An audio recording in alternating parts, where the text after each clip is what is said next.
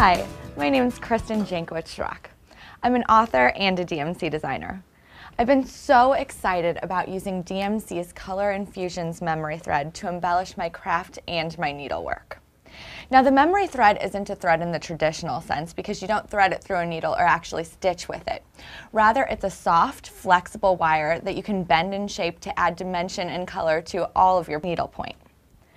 Here are a couple examples of some projects that we've done. As you can see, they look really wonderful on their own.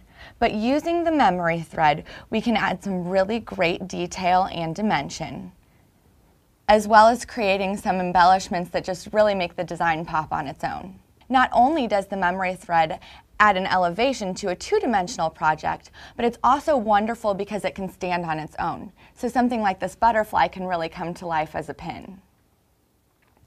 I'm going to show you how I use the memory thread on this needlework project. As you can see, I've already very whimsically outlined some of my flowers. And what's wonderful about something like this is where I have kind of a jagged edge from my half cross stitch here, I can create a really beautiful fluid line that accentuates my design. Now, DMC has made a wonderful, beautiful color range for me to choose from. These are the colors that I used in my flower project. The other great thing is that they all have coordinating threads that I can use to couch down my memory thread. And if you need a cheat sheet like I do, you can check out the DMC website, which will give you a coordinating floss color for every one of your DMC Color Infusions memory threads. For this one, I chose a really cool fuchsia color to make my third flower pop, and I'm going to show you how I did that.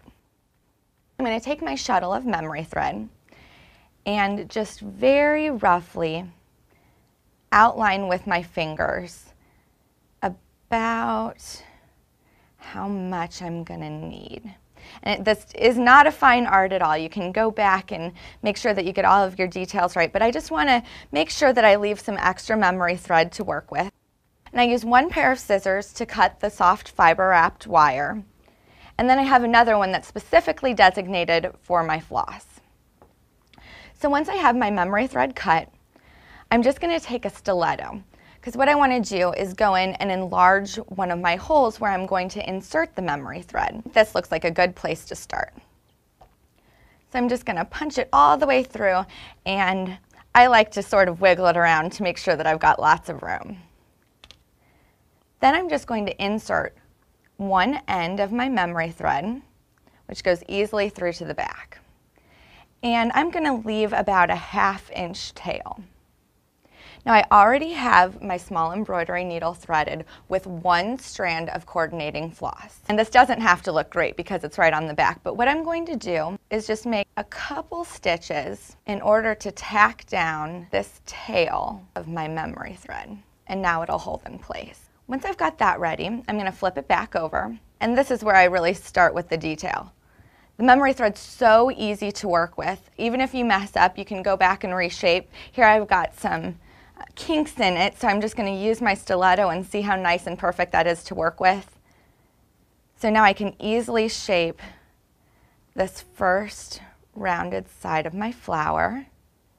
And I'm just going to kind of hold it down with my finger. And then what you're going to do is simply couch down your memory thread using this strand of floss. You want to get as close to the memory thread as possible because you want this to be hidden. But you really only need a stitch about every 1/4 inch along the way to hold that in place. And as you can see, it's already really bringing out the detail of that flower. One of the things that's really great about this memory thread is that all of it is color fast and fade resistant, as well as acid free. So you never have to worry about adding it to any of your projects because they're all archival quality. You know, this memory thread is so forgiving that it's great because you can make really whimsical patterns like this. This would be good for a beginner or if you're just kind of getting used to the feel of working with the memory thread. But once you feel more confident, you can also get some really great details. And you can embellish all kinds of things from your needlework to scrapbook pages. Now we're just going to end the memory thread the exact same way that we started. I'm going to use my stiletto and make another hole, wiggle it around. I like to do that to make sure that my memory thread end doesn't get caught on my needlework, but if it does, it's really no big deal. That should feed through without a problem. If you're worried about your ends fraying, you can always put a little dab of glue on the end as well, and that'll keep it, but since we've left ourselves so much extra to work with, wasn't a problem for us.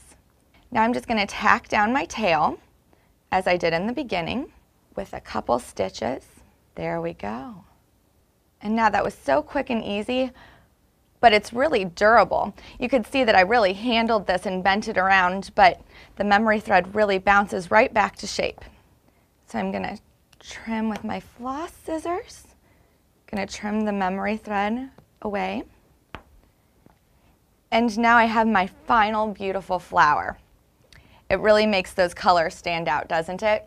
I hope that this gets you really excited about working with the memory thread and gets the wheels turning about all the possibilities that you have. In addition to this simple outlining technique, we can take it another step further and do three-dimensional projects, as we had mentioned before, as well as some really neat architectural areas.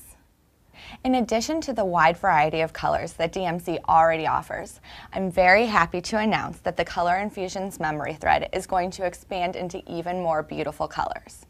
You'll want to keep an eye out both on the website and at your local needlework shop.